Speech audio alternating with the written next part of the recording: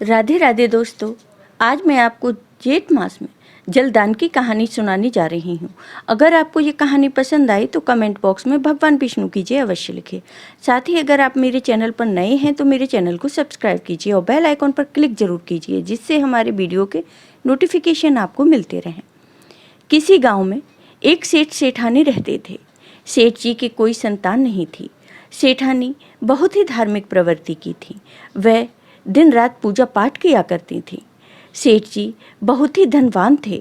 उनके पास किसी प्रकार की कोई कमी नहीं थी, लेकिन संतान न होने के कारण सेठ सेठानी बहुत दुखी रहते थे।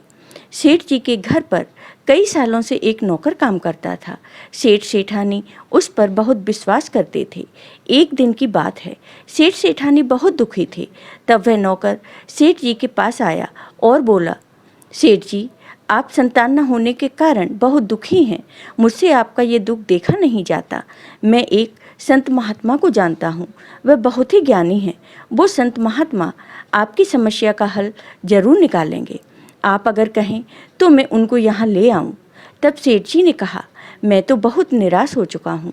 लगता है हमारे भाग्य में संतान सुख है ही नहीं। लेकिन फिर भी अगर तुम्हें लगता है कि वो संत हमारी समस्या का समाधान करेंगे, तुम्हें उन पर विश्वास है, तो तुम उन्हें जरूर ले आओ। नौकर ने कहा, ठीक है मालिक, और वह वहाँ से चला गया। कुछ दिन बाद नौकर उन संत महात्मा को लेकर सेठ जी के घर आया। साधु महात्मा ने सेठ और सेठानी का हाथ देखा और कहा, बेटा, तुम्हारी किस्मत में बच्चे का सुख नहीं है।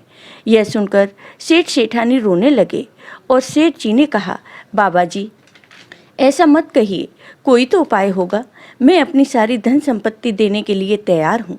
तब साधु महात्मा ने कहा, बेटा, धन संपत्ति से संतान का सुख नहीं खरीदा जा सकता। तुम्हारे पिछले जन्म के कर्मों के कारण तुम्हें इस जन्म में संतान का सुख नहीं मिला। तब सेठ जी ने कहा, बाबा, पिछले जन्म में मैंने ऐसा कौन सा पाप किया है जिससे इस जन्म में मुझे संतान नहीं मिली। तब संत महात्मा ने कहा, बेटा, पिछले जन्म में तुम एक मंदिर के पुजारी थे।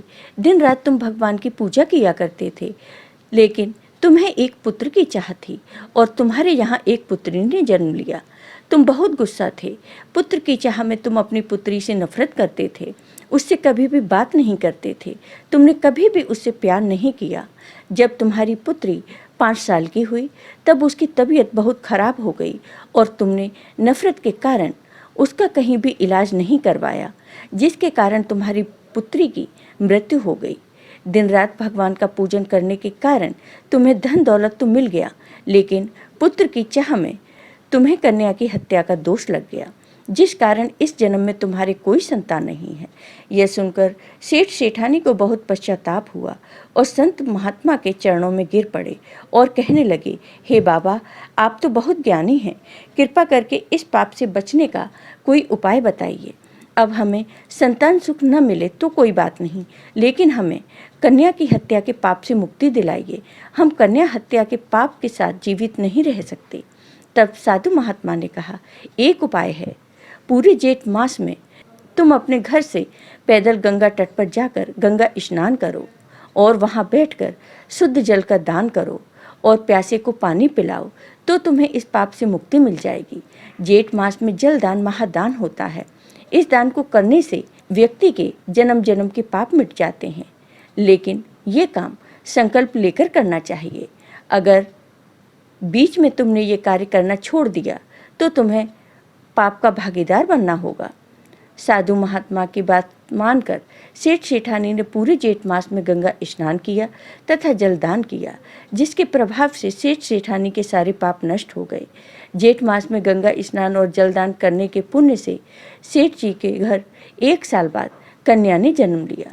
सेठ सेठानी बहुत खुश हुए और अपनी कन्या के साथ खुशी खुशी रहने लगे।